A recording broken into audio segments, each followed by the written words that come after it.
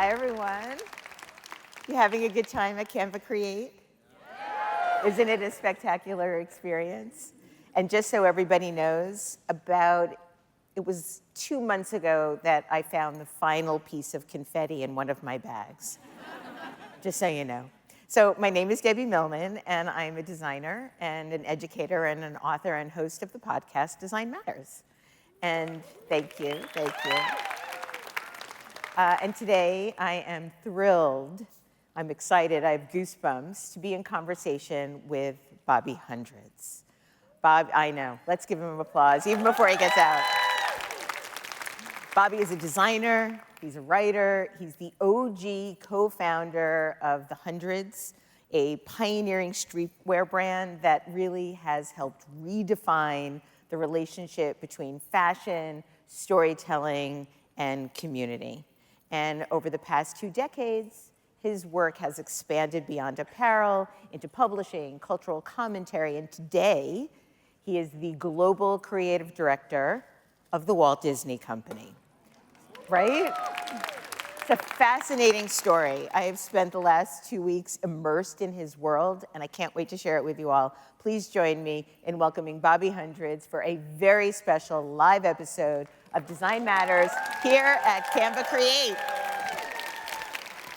Hey. What is up? Bobby, I understand that one of your favorite novels of all time is Pachinko by Min Jin Lee. By Min, yeah. Yeah. Who's read that book? Yeah, that's a beautiful book. It's a Now, beautiful series as well. You said, though, that if anybody had read that book, they would understand your entire upbringing. Yes. So talk a little bit about how. Well, there's a lot of my familial history that is woven within that narrative. That's not that common, but it is a story that is recognizable and understood within the Korean immigrant community. That intersection between Korea and Japan and war and poverty and overcoming all odds and insurmountable obstacles to find success in the West. So, you know, my parents weren't the subject of that story, but it was very relatable. I think they saw themselves in it. My mom was the one who told me to read that book. And Min became a good friend of mine, and actually my manager, Teresa, and Justin Sean, my writing partner, were involved in the series of Pachinko, so that's a story that's really close to my heart. Just as an FYI for folks, Min Jin has a new novel coming out in the fall called American Hagwon. Yes. And I've gotten a little bit of a sneak peek. Oh, really? Yeah. It's amazing. It's amazing. Even that American Hagwon is about the SAT schools that Koreans and Asian Americans are very familiar with, and so that's why she wanted to meet with me, because the first iteration of that I actually participated in. Participation is like not the right word for what that is. It was SAT boot camp, but that will show up in the book. You grew up in Baltimore. You were born in Baltimore, but you grew up in Southern California, where you described yourself as a minority of a minority. Can you talk about what that means and how that shaped how you moved through the world at that time? Yeah. Born in Baltimore, for whatever reason, my parents ended up there. And then we moved to Southern California. And not a lot of Asian Americans in my community, and even beyond heritage, not a lot of people who were attracted to the types of interests that I was drawn to. Even the town itself of Riverside in those days, it was a little bit off the beaten path. People were looking at Los Angeles, and Riverside was kind of this developing community with the orange groves. But there was, especially within the 80s, and this is kind of hard to process even for like my kids today, but there was a really distinct delineation between the mainstream and the underground. What we would consider subculture now and mainstream and pop culture. And for someone like me, who there weren't a lot of people who looked like me, but I didn't necessarily feel like I was represented or that I belonged within some of those mainstream spaces. mainstream sports. You know, that was largely devoted to jocks and jock culture. I was not a jock. I was not athletic in that way. I didn't know how to play with teams very well. So there was an entire bastion and a sector over here, a frontier known as the underground or the alternative sports, alternative music, skateboarding. I grew up in the hardcore scene and punk. And that's where I found myself being a minority within a minority within a minority town. You started drawing in secret when you were 3 years old. Yeah. But you felt you had to hide all of your drawings that you were making. Why did you have to keep what you were creating a secret? Yeah, I mean, look, no knock against my parents, especially if you have immigrant parents, you might be able to empathize with this plight and this struggle. You know, they were scared. They were so frightened moving to this country. It is very difficult, as you know, to emigrate and to enter into this nation and then pull yourselves up by the bootstraps and make it even in a traditional career path. And so it's funny because both my parents are very creative. They're both artists innately. And they saw that within me. They knew that I was drawn to the arts. I was drawing from as early as I could remember. I was always really enchanted by cartoons and animation. And they did everything they could to stifle that within me. Not because they didn't think it was great that I had that skill set or that interest and that intrigue, but that they were worried. And I had a lot of problems with that. You know, there's a lot of friction between us for it. It wasn't until I was older, you know, when you become a parent yourself, if there are any parents in the audience, you start understanding your parents a little bit more of how scary it is. And so that's essentially why. You described a household where even a B+ or an A- could be a problem. Yeah. Where achievement wasn't just encouraged, it was expected. But you were also an extremely good student. You skipped first grade because of how early you were able to read and write. Yeah. You've also described yourself, though, as restless, hyperactive, and even anti-authoritarian. And so I'm wondering, what did that teach you at that time about what made you valuable? Oh, wow. Yeah. Now I look at it as a superpower. Like, I really own that part of me, but in those days, you know, we didn't have a lot of literature, a lot of vocabulary to understand those types of personality types of being ADHD, of being saddled with various different mental health struggles that some of us might endure as creative people. And so we were all labeled as problem children, right? Like, we were miscreants, if we were rebellious, if we were challenging the status quo or questioning authority. And I remember I was with my therapist a couple years ago, and I would talk about myself in this time of my life as being a mischievous kid, like a bad kid, right? And that was a narrative that I had written within and that I had been told, and I had absorbed that for so long. And she questioned that, and she said, if your children were refusing to follow rules, coloring outside the lines, metaphorically and literally, you know, would you deem them as being a problem child? Would that look like a bad kid to you? And I was like, no, I would love that. Like, I think that's the best thing, especially for a creative person.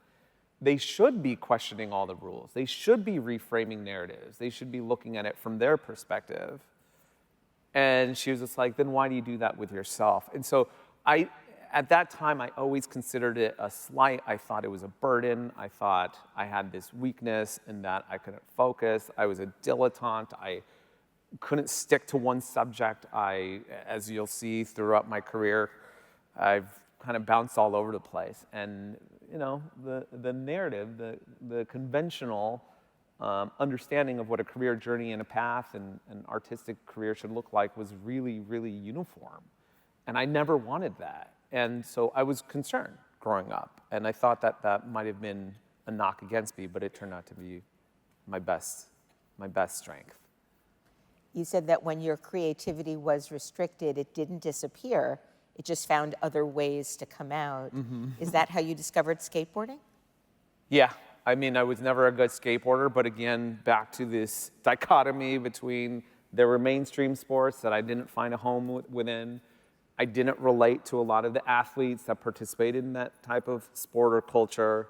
And for the rest of us, we had skateboarding and snowboarding and surfing or some other types of action sports. And these were individual sports that towed the line of art and dance and were very creative. And I not only fell in love with the sport, but with the culture and the community that surrounded it. Skateboarding doesn't just come with the physical act of skate. Skateboarding comes with a different perspective on the environment around you. So it draws in a lot of artists. It draws in a lot of photographers, some who go on to become very recognizable names, like guys like Atiba Jefferson. Some of these, the musicians that grew up within the scene become some of the biggest bands, like whatever, Blink-182. So skateboarding was a haven for young creative folks like me that didn't find themselves necessarily represented within the mainstream dialogue. Well, that culture or the subculture really became a portal into music, into style, into identity. And you've described gravitating towards spaces like punk and hardcore, where you could be louder, more visible, more fully yourself. What did that freedom unlock in you? What were you beginning to see that you could become? Yeah, it's the same thing that I see within I have a 16-year-old son, I have 2 boys. The 16-year-old, he loves going to rap shows and he loves moshing. And and I'm sure some of you can relate to this. And that's something that when we were growing up, we would do that at rock shows and punk shows, and now they do it at rap shows, and it's amazing. But I think especially now, you know, there's so much societal pressure, and there's so many expectations of young people, and you have to be perfect. You have to be immaculate. You cannot trip. It's recorded. Tyler writes about this on his album. These kids don't even dance because there's phones out and they feel like they're gonna get flamed the next day. And I think there's so much more pressure and there's so much more expectation now of young people today than there were back then, where we were allowed to kind of roam and make lots of mistakes. We were not on the public stage. We didn't have a YouTube channel or TikTok or an Instagram page where from the get-go, all your moves were validated and crowdsourced by strangers. You could sing in the dark, you could sing in the shower, and that was okay. And because of that, now when my son goes out into these venues and he's at these rap shows and he's moshing, he can get it all out. And he can be rambunctious and dirty and messy. And it's okay, it's a safe place for you to exist. And I had that within the punk community also. These clubs, these underground basement shows, these living room shows were a way to feel safe and to externalize all of the pressure and all of the stress I might have had, where I didn't feel like I was doing the right thing in the outside world. But within there, I felt very comfortable and felt very much myself. You then went on to University of California in San Diego. Yeah. San Diego. And got your bachelor's degree in media and communication. Yes. And you were writing, doing a lot of photography, freelancing. And when I got to the next part of what I thought was my research, I was like, this can't be right. I have to double, triple check this. Bobby went on to law school. Law school. He has a degree in law. Why? Yeah. I don't know. Sometimes I wonder myself. I had graduated from college. I didn't know what I wanted to be when I grew up. I still don't know. I'm 46 years old. I tell everybody I can't wait to figure out what I'm going to do when I grow up. And I hope I never figure it out, to be honest. The world is just so big and there's so much to do. So I graduate college, and by the way, when I'm in undergrad, I came in with 4 majors. I ended up like studying everything from media to psychology, theater, and then it was the first year they were offering some semblance of graphic design, and they were calling it computing in the arts at UC San Diego. I took every single class I could take. At that time, UCSC had 5 colleges. I was a participant in all 5 colleges. By the end of school, I think I knew almost everyone on campus. I ran for office every year. I just had this voracious appetite for, I'm very curious, and I just wanted to know everything that that school had to offer, but it gets me into trouble when it's like, well, what are you gonna do when you grow up now? I'm like, I'm not sticking to one lane, so I couldn't decide. I had analysis paralysis.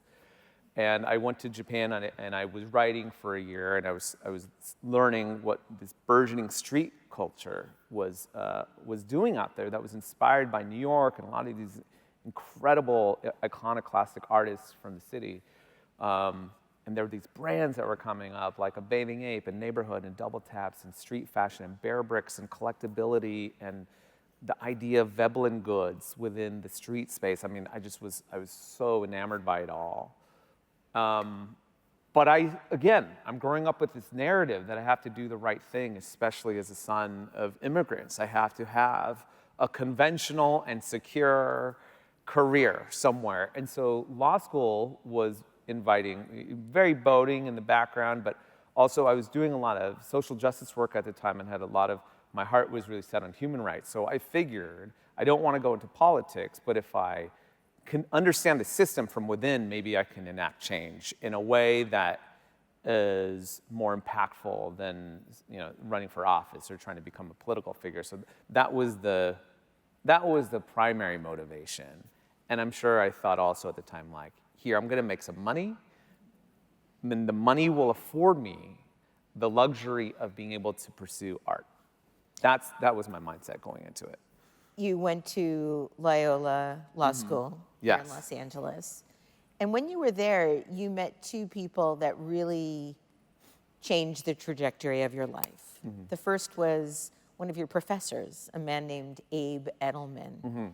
And when I read this story, my heart just kind of exploded a little bit. I was so charmed by how he influenced you that I was wondering if you would share that with the audience. Yeah, absolutely. So he actually wasn't a professor. He was. You interned. Yeah, I interned for this guy, Abe. I show up. It's my first summer after my first year of law school. Law school's 3 years. And by the end of that first year, I was already very creatively frustrated. I was excelling in all the classes. In fact, in some of those classes, I was ranked first. I was getting the highest scores. But there was one class that I was failing in miserably. I was at the bottom, and it was a creative writing. It was a legal writing class because I'm a writer. And the way that legal writing is performed is that if the apple's red, you say it's red. You don't say it's crimson. They strip you of all adjectives and fanciful language, and my brain couldn't process it. So I'm getting very creatively frustrated at this point. Everyone takes some type of internship during that first summer of law school. It sets you up for your big job. I walk into the courthouse. And I'm like, all right, who am I reporting to? And there's this guy, and he looked like he was homeless. He looked like a homeless Santa Claus. He had like this gray, wiry beard, and he was schlubby. He had these oversized sweats. And he was just really abrasive as a person. I mean, today we would just say he was spectral. He didn't necessarily like fit within society. And he approached me and I could smell him. Like he had like this scent. And I was just like, well, yo, what is this guy's deal? Like I have to report to this guy all summer. And someone pulled me aside later and was just like, oh, you get to report to Abe. He's the smartest person, not just in the courthouse, but in all of LA County. He's a legend. He's literally memorized the library. So he takes me to the research library. He's like, what's your first case you're working on? And I forget, it was like a crack in a pavement and someone tripped on it and they were suing the city. And he literally like felt the books. He like walked along the spines of the books, pulled out a book, flipped through like page 1039 and then was like, that's your answer, that's the procedure you're gonna follow, and write a memo about that. I'm like, did you memorize the library? He's just like, yeah. So I work for this guy all summer long, but what I find out is that he has cancer, and the cancer's bad. So his friends around him are like, look, you gotta go easy with the guy. He's on chemo, he's not acting right, and he's saddled with this disease. And as the summer goes on and I'm working for Abe, he starts disappearing. He starts disappearing in front of me physically, losing weight. He becomes emaciated, and then he just starts disappearing altogether. He stops showing up. So the last 2 to 3 months, the last 2 to 3 weeks, I show up to work. I'm starting to report to someone else. I'm doing my job. But the last day of work, I walk into the courthouse, and he is giving everyone the reviews. And there's like 9 other interns beside me. And he's going through and I'm last, as usual, because I'm always late. And he's going down the bench, and one by one, people are scooting up on the bench, and he's just like, all right, you're good. I'll give you a letter rec. See you later. Thank you. People moving in and out. And then he gets to me. And I'm like, what's good, Abe? Like, how are you doing? It's been a minute. You feeling okay? He's like, yeah, I'm good. He's like, you're amazing. You're going to be very successful as an attorney. He's like, you're probably one of the best interns I've ever had. And I was like, amazing. He's like, you're going to have it all. You're going to have all the cars. You're going to have all the girls, all the women. And I was just like, plural. Like all this. I was just like, yes, let's keep it going. And then he goes, but you should never do this. He's like, you should never, ever become a lawyer. And I'm young. I have this ego, and I'm just like immediately, defensive and combative. And I'm like, what do you mean? You just told me that I was going to be a billionaire being a lawyer. I'm going to be one of the biggest lawyers in the city. He's just like, no. He's like, one day you're going to be 40 years old like me, and you might be dying of cancer. Is that a life that you want to lead? Is that a life that you want to live for the next 20-something years? And I was 23 at the time. The idea of 40 years old to a 23-year-old, I know many of you are in your 20s. You might, I remember when my dad turned 40, I was like, this fool's gonna die. I was like, that's it. 40 years old, that's the end, So I was just like, 40 years old? I was just like, no, man, I got a lifetime to lead.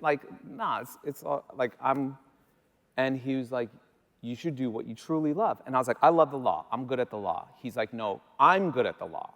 He's like, this is what I'm passionate about. That's not what you're passionate about. What do we talk about every day when we go to lunch? And I was like, no, we talk about case memos. We talk about procedure. He's like, no, what do we talk about? I was like, okay. So every day at lunch, I would walk out with him, and I had a graffiti black book if anyone grew up doing that type of work. And in my graffiti black book, in the back of it, I had mapped out this brand called Hundreds that my friend Ben and I in law school had just started at the end of the first year. And it was a nothing. It was really a nothing. There were a few designs that I'd sketched out. There was a website, a framework that I built, because we did that at the time. And he's like, you take out that book and you talk to me about these stickers you made, and you talk about this story you want to get into, these artists you want to work with. He's like, the way you light up when you talk about that, that's what you do. And I was like, okay. I take Abe up on it. He dies 2.5 months later. The last time I saw him, he didn't even recognize me. And then during COVID, I turned 40. And I remember the day that I woke up in bed and I said, oh my God, I'm 40 years old. It went that fast. So it can go that fast. And so it's just a reminder for everyone, please do what you love. If you're good at being a lawyer, we need you. By the way, this is no knock against the legal profession. It's very important. And God bless the people who do it the right way. But life can be very short. I'm 46 now. So life just keeps going. And I encourage you all to think about those passions of yours. Thank you for sharing that.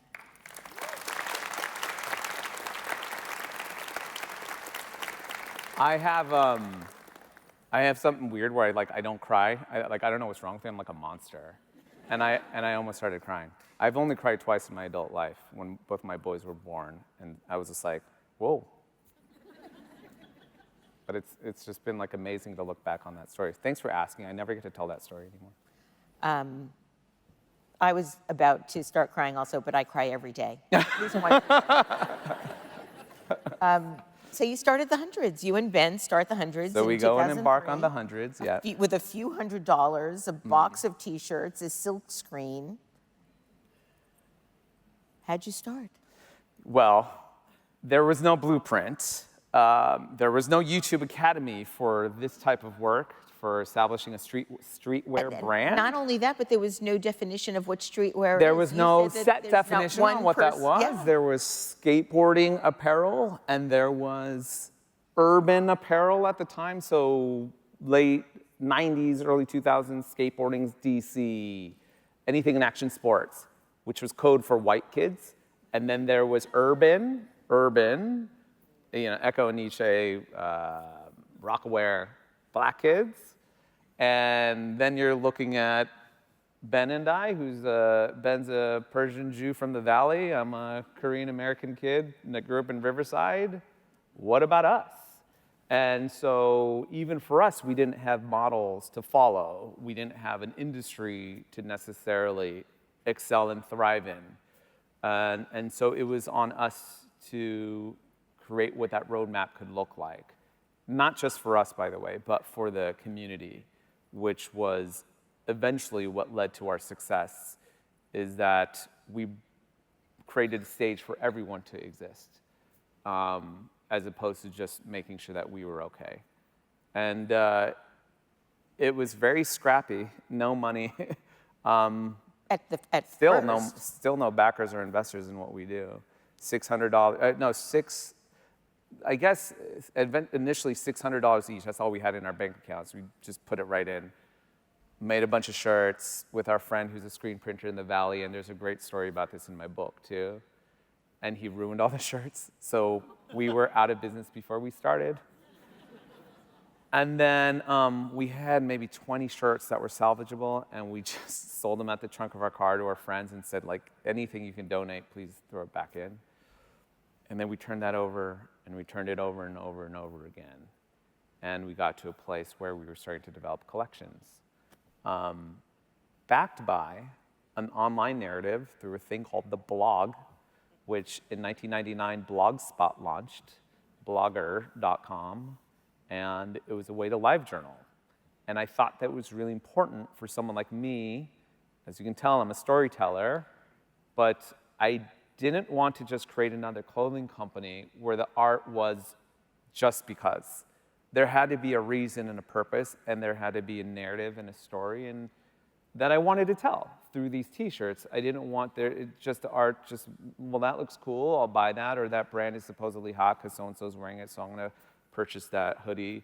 I was like, no, I want to say something with it. This is a forum. Like, what a beautiful, beautiful stage for us to be heard as artists in these T-shirts. And so if you take it all the way back, that was the initial impetus and the motivation for why I even wanted to do T-shirts, because I was an artist and I was a writer, but there was no way for my work to get seen. I would take my art to galleries. They said, there's no place for that here. We don't know who you are. And so I said, if I put it on T-shirts, I could put it in everyone's face. And that'll be a way for my art to get seen. And it wasn't just about my art getting seen, but then there'll be a dialogue. If I wear a shirt like this, a person seeing it might say something.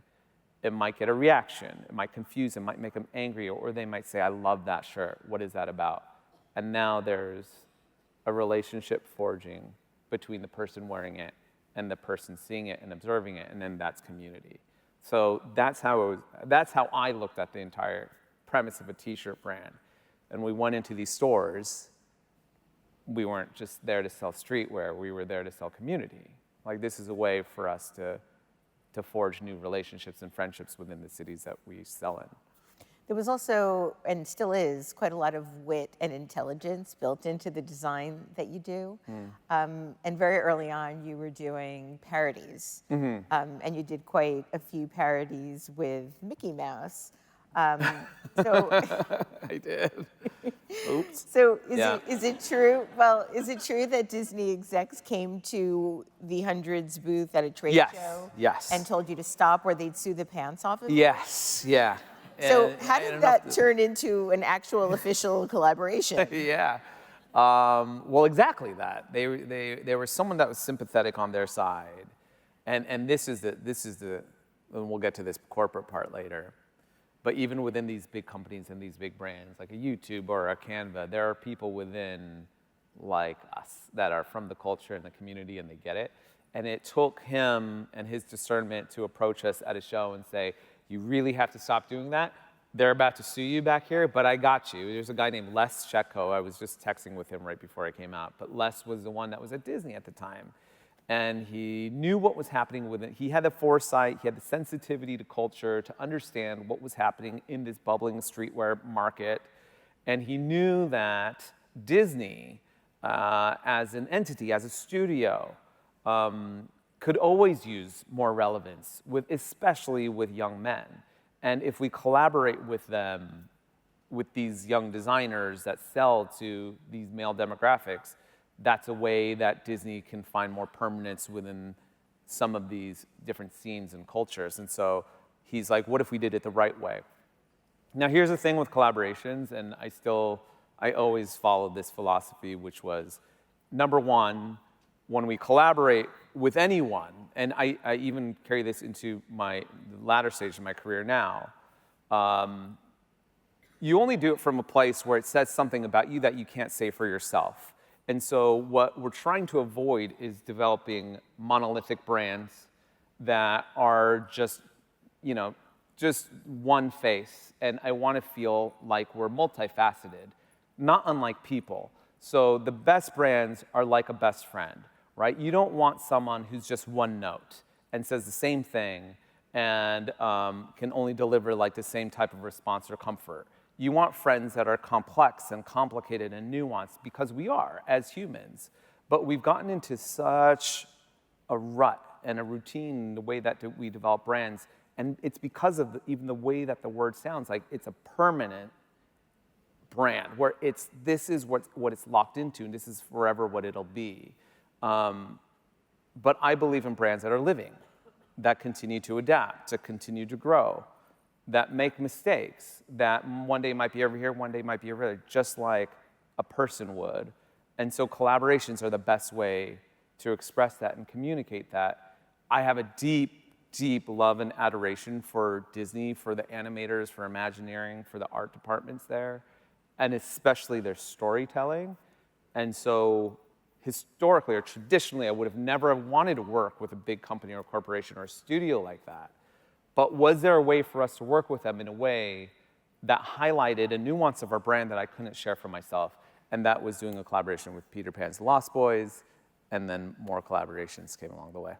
And you did a few collaborations. In the meantime, the Hundreds is growing. Yes. You have some volumetric growth. Jay-Z is photographed wearing a T-shirt. He's on the cover of USA Today. And then you make a very deliberate decision to scale back. You and Ben want to keep focused on community, and you want to keep it very intimate and with a lot of integrity. Yeah. 12 years later, you're sitting in your studio, you get a call from somebody at Disney like, hey, Bobby, what's up? Yeah. Well, Want to come be our chief design officer? Yeah, like, how does that work? Sure. Yeah. There's not a lot of detail out there about that. The timeline is not, it wasn't 12 years later, but we are working within the company. And look, that's a great question, because the Hundreds, streetwear is all about this dance between integrity and credibility within a space, which is actually what makes it kind of remarkable, is that there's so much accountability. The community holds your feet to the fire in streetwear, so you can actually only move in a specific way. There's a lot of code, there's a lot of rules, and there's a lot of honor and respect that you have to show the pioneers and also the people around you. So we move as one.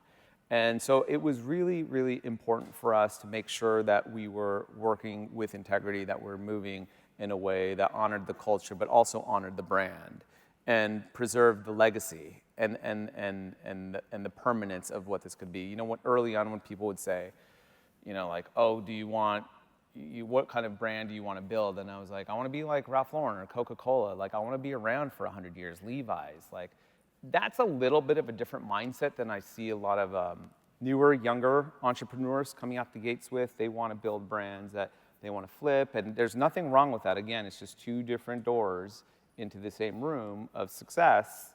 But for us, it wasn't about valuations, and it wasn't about a quick flip and behaving that way or finding capital. It was I want to create a lifelong story that tells the story of us, of Ben and I, and our friendship.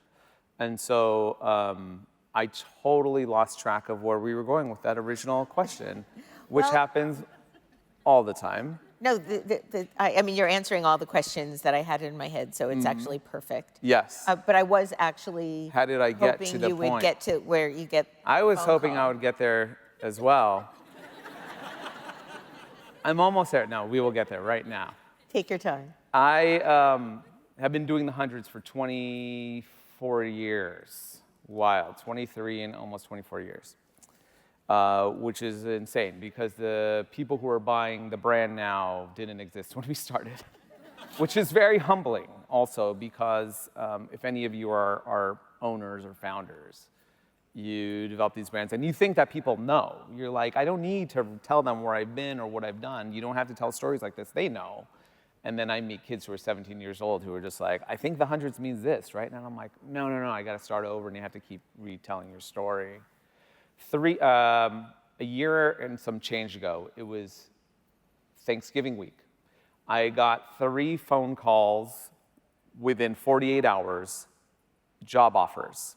Now, I've never applied for a job in this stage of my life. The last job I had was I worked in a mall, and then I was like an editor at a magazine. I was like an internship, but that's when I was like 19 and 20. So I haven't had job offers, let alone 3 that were meaningful, that were actually kind of enticing, and they were very, very flattering, right? So the first one comes in, and I'm like, wow, that is so nice, and that sounds like a lot of money, and I need that money, but no, I work for myself, and I'm not interested. And then 6 hours later, another one came in. And then I was hiking in the Temescal Mountain, like Temescal Canyon over here, and I get a phone call from a friend, and the phone's cutting out, and she's like, I have to ask you something. It's really weird. And I'm like, I'll call you later. I call her at 10 o'clock at night. And I'm like, what's going on? And she's just like, I got a weird question for you. I was like, are you going to offer me a job? And she's just like, how did you know? I was like, and I knew she worked at Disney. I'm like, you asked me to come work for Disney? And she's just like, I know that sounds crazy. You're an entrepreneur. You have the hundreds. And I was just like, in any other week, I would have said absolutely not, like not interested at all. I don't work for anybody, I work for myself, and that's the dream that I've pursued and I've materialized it. I did it. And I was like, but for whatever reason, the universe keeps throwing this at me, I'm gonna lean into it. And whenever I'm scared or whenever I'm confused or baffled by something that's going on in my life, I always charge towards it. I'm the guy in the scary movie, there's the murderer upstairs, like I run up the stairs like the idiot. Like my 3 worst fears in life are drowning, the dentist, and public speaking. So I speak as much as I can. I go to the dentist every 6 months, and I surf to intentionally put myself in those situations. And so this actually scared me. I was like, why are there so many people? Do I look like I need a job right now? Like, do I need to start dressing better? Like, what's happening? So I take the meeting with my now boss, Marcus Rosie. He's an SVP of creative on the product side. And he paints the dream. He paints this beautiful portrait of what it's like to work for Disney. And for the first time, I actually considered this idea. I still want to do the hundreds. I write on the side, and Disney allowed and carved out the space for me to exist in that way. And they thought it would actually be beneficial to the work. And 6 months later, so almost a year ago now, I started at Disney as initially the VP of Creative for the Americas, and then eventually I became Global Creative Director for products. Thanks. Disney operates at a massive global scale. Yes. Very much so. How do you bring community over commodity mindset into that environment, or can you? Yeah, that's a recurring theme in the work that we did with the hundreds. It was always about people over product. And I love that you say community over commodity. I haven't even considered it that way. That sounds cooler. All yours. That one's for free. And I remember when I joined, and I'm obviously from a creative and artistic community, And half of my community was like, amazing. Like, this is the coolest thing ever, and it makes so much sense. If you really, really know me and you've followed my journey, you know I'll never stay in my lane. I swerve all over the road. And every few years, I did a food festival and sold it to Complex. I wrote books. I have a show in development with FX right now. So I'm like all over the board. So they're like, of course you end up at Disney. You've always been the biggest Disney adult. You love the IP. You love this world. And then there was another segment of my community who were like, oh my gosh, you sold out, and you work for the man. And I was like, at the time, I was just like, yeah, the man's name is Bob Iger. The guy's pretty cool, actually. He's like a really nice guy. I was just like, I see that man at work, and I see a lot of these men, and they're actually like decent and very creative folks who support creative. But when they were asking about the community piece, and they were like, well, it's so corporate, and how does that fit within culture? I was like, Disney is the master of assembling community. There are so many cultures and subcultures within, and they are so good about reinforcing and supporting these people in a way that they feel seen. It is almost like the last frontier, like it's a completely neutral and inclusive space where wherever you are on the social and political spectrum, you feel like it belongs to you. There was a day about a month ago, there was a very politically charged day at Disneyland, you could look it up, where different factions were saying they were going to show up on the same Saturday. And I was an idiot that didn't even know this was happening, and woke up on a Saturday, and my family was like, let's go to Disneyland. And I was just like, all right. And I tell my friends we're going, and they were like, not today. Like, it's going to be crazy, and there's going to be chaos. And it happened to be one of those days where it's been like 100 degrees for no reason. So Climate change. Climate change. There is a reason. Thank you. And we're walking around the park, and I'm seeing these different tribes, right? These people were wearing this color. These people were waving these flags. And there was a Black gospel convention happening at the same time that the Chicano Latino organization was showing up. So there was like everyone stirring together at the same time. And I'm standing in line for Pirates of the Caribbean, and the line is long. It's 45 minutes, and I'm with my kids. And You don't get like a pass? No, I'm not that special yet. And you know, they want me to earn my stripes. So they're like, you're gonna wait. And I'm watching these different groups interact. There's 15 of these people, and there's 15 of these people, and they're butted up against each other, and it's hot, and everyone's sweaty and complaining, and I'm like, ooh, I can hear them grumbling, and I'm like, what are they saying? What are they? They're getting into each other. And I lean in, and I hear them go, oh my God, it's so hot. And then this group is just like, oh my God, it's like 110 degrees. Why is it so hot today? And then they're like, but I'm so excited to go on the ride. And they're like, I love Pirates of the Caribbean. I love this part. And I was just like, oh my gosh, these people don't care at all about any of this that's going on in the outside world. Here, they have a shared love for Pirates of the Caribbean and a shared hatred for the weather. And it just brought everyone together into this one last remaining monoculture where everyone is invited in. And so when I think about community and I think about what Disney does in terms of welcoming everybody in, our greatest strength to me is the IP. We have thousands of characters across Marvel, Lucas, Disney, Pixar, 20th Fox, even Nat Geo, ESPN. There's thousands of characters that we own. And just to bring it full circle, this is a big part of the human condition, which is we're always looking for ourselves out there, right? So me growing up, I'm into skateboarding, I'm into hardcore. I don't see that in the media.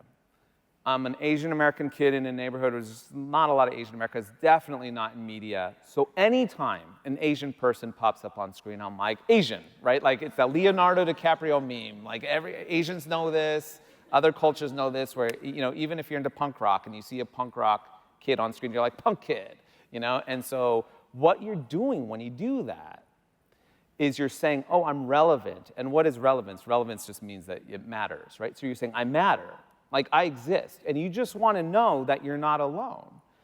We have thousands of characters within the Disney universe where everybody can claim their own, right? Some people are like, I'm an Olaf, and you're like, oh, why is it, that one's mine, you know? Like, I'm a Winnie the Pooh, like, I'm a Deadpool, like, that's my guy.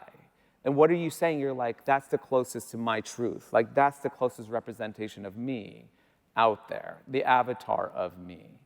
And so, just to go back, I think Disney are the champions of community. I think they have identified what people are looking for, which is belonging, representation, meaning, and they wrap stories around it, stories that help us make sense of very complex and complicated universes, especially today, where nothing makes sense.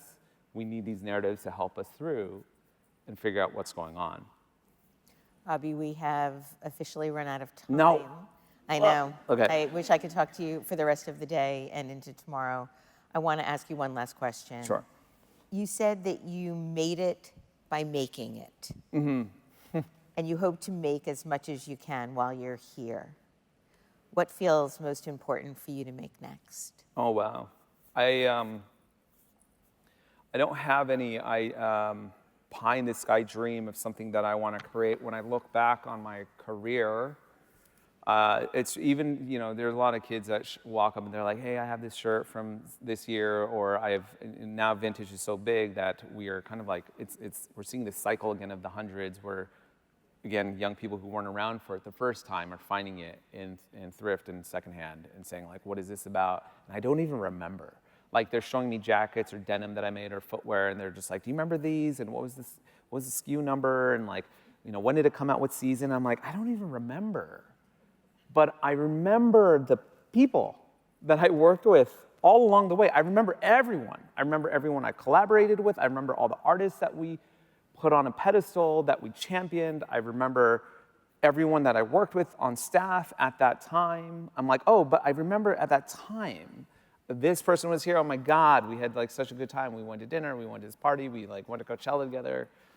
So I always say like the best thing I ever made were all the relationships, not just the relationships with me, but within the community. So many people found each other because of the hundreds and because of Greater Streetwear. They found their life partners, they found their best friends, they found their business partners. Like, that's collaboration to me, is that we brought people together. We provided these bridges that people could find each other in a world where we're more and more isolated and fragmented. We need these vehicles and we need these types of projects in order for people to find each other in the dark. You know, they start with a shared interest and a shared love for the hundreds. Like, that's great. You know, that's great. But then they're like, yo, but are you into this music? You know, you want to go to this show? Are you down with this artist? And then they start doing their own thing. And so the collaborations amongst the community were the best thing I ever made. And I hope I get to just continue to do more of that in the work that I get to do at Disney on a stage and at a scale like that.